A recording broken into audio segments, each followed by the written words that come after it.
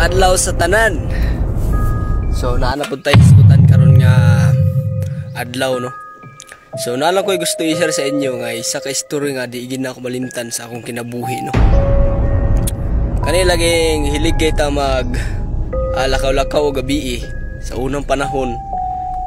O ako ilimi ko kasano maglakaw-lakaw kanang gabi kay hilig man kay kog manulo og langgam. Kay isugba lagi kay ganahan kay kog kaon ana sa mutag isugba sa gulan nagsuka na sili tuyo ay pes laskang lamia. So andi gina malimtan sa ona mga katropa. So kadtog yung nangiwag ko na wala ko makabantay nga naman naghikog dito sa akong iwagan og langgam. Sa dihang nga padulong nako dito sa lasang nga ingon pa nila nga nako na naghikog ditong lugar.